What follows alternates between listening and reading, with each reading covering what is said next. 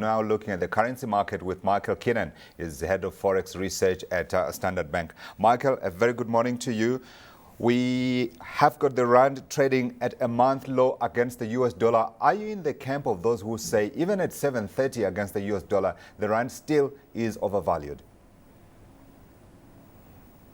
Good morning, Godfrey. I'm afraid I am definitely in that camp. I still think that we're headed for 780 in the medium term.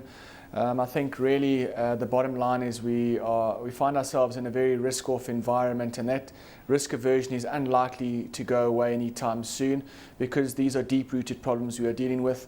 On the one hand, we've got a very dreary global growth outlook, and on the other hand, we've got this intensifying sovereign debt crisis out of Europe.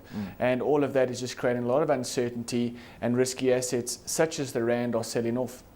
So if you were advising your exporters and some of your customers who are dependent on a weaker rand, would you be saying this is the time to be coming in, or would you be saying actually, wait, there is some more coming through here because the global environment, as you say, is still very unsettled?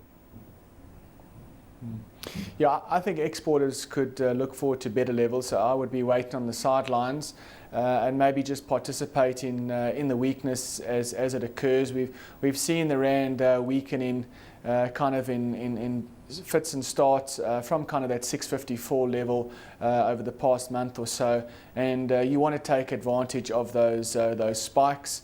Obviously, then secure some of your exposure and then wait for another spike high, because I think the trend, as I say, is headed higher. I think that importers should be covering forward.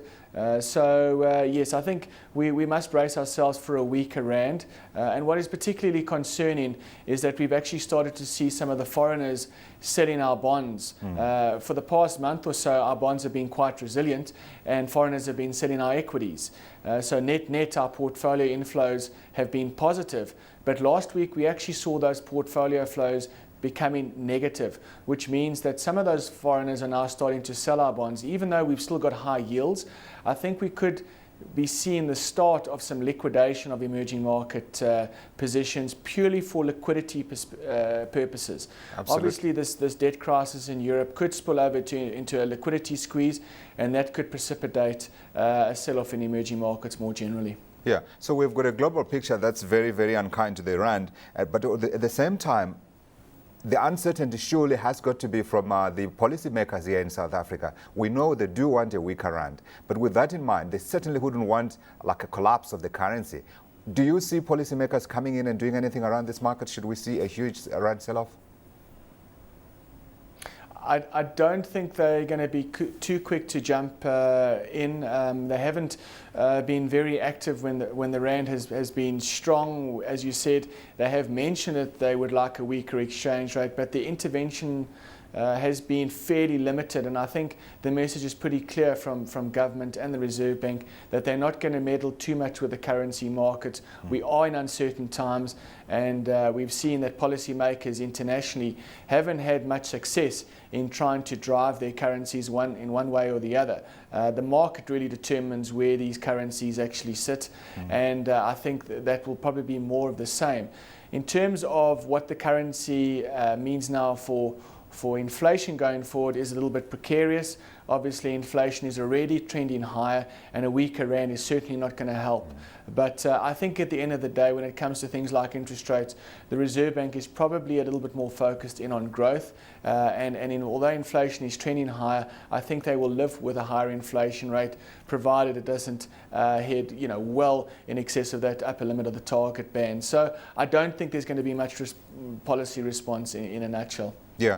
Now let's look at the data front, and we know this week we've got the quarterly bulletin coming out of the central bank, and the market is looking for a current account deficit to widen to 3.6%. I'm not too sure what your number. I'll ask you for that number. But what number in your mind would move the rand? Well, I think, at the moment, the rand is taking most of its direction from offshore factors, and I think that's the key reason for the rand weakness. But if we did see a wider than consensus current account deficit coming through tomorrow, then I think the rand will weaken for some of the domestic factors.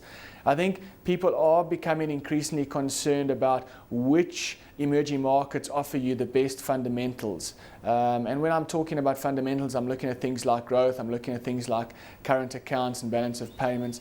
And in that regard, I think South Africa is left wanting, specifically on the growth front. And now we're also seeing the widening of the current account. So, you know, when conditions become a little bit more uncertain, you tend to find investors cherry pick which emerging markets they're going to be invested in. And I think, you know, countries like Brazil, Russia, India and China are offering far more attraction in terms of their fundamentals relative to South Africa. And that's why I think the Rand is probably going to underperform some of those emerging market peers. Sure. Quickly, Michael, before you go, your focus then, the range for the week for the Rand? Well, we expecting the Rand to range between your sort of 714 level to the downside up to the 749, 750 level. Obviously, key levels to breach the top side would be 738, 744, but then 749 could come into play. So still very bearish about the Rand relative to the dollar, but bullish about the Rand relative to the euro.